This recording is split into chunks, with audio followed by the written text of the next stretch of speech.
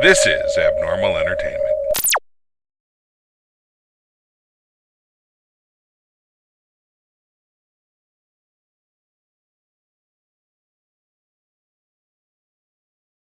Okay, I am here with Peter Block, one of the producers of the Saw franchise, as well as several other things that you might know him for, including Rambo, Crank, what was it, War?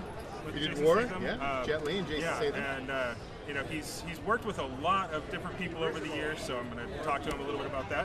First of all, thank you for joining me. Of course, thanks for having me. I really appreciate it.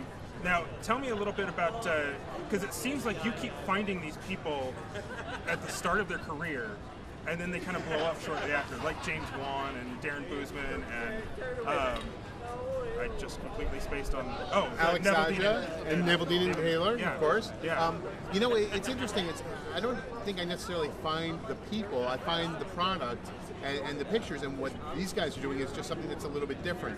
Darren's different because we hired him specifically, but you know, James Wan, it started as a short and an idea and a script, and you know, you take the package because you say nobody else could really effectively do that. With Neveldine and Taylor, what we wanted to do with Crank, it was a frenetic energy, and I can only tell you, we didn't know this when we started, but you know, there's one day we're on set, and all of a sudden, you know, Neveldine comes blowing by us on roller skates with the camera on his shoulder, and we're like, that's exactly why we got these guys.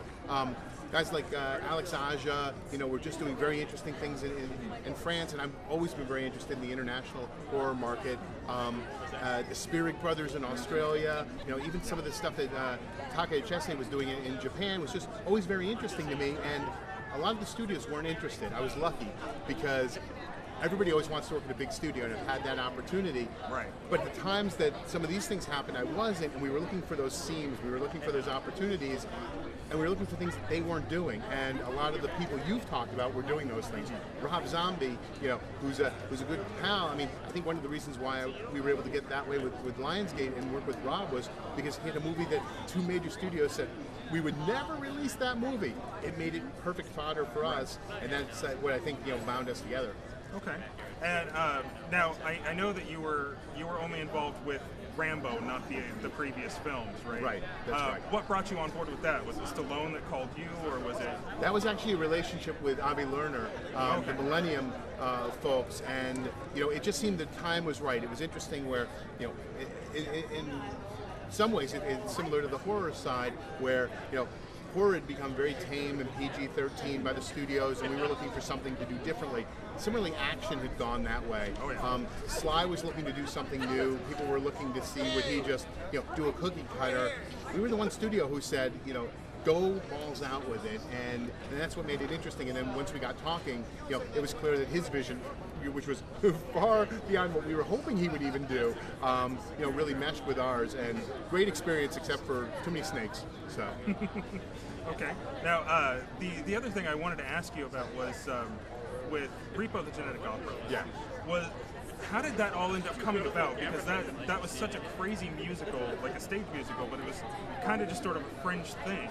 Right. I think that, you know, how it came about literally was, it was a kidnapping. Darren Bousman, somewhere in the pre-production of Saw 5, said, no, 4, yeah, 4, said, I'm only going forward if you make this other thing. And we're like, okay, well, if we're going to do that, let's at least, you know, really, you know, embrace it.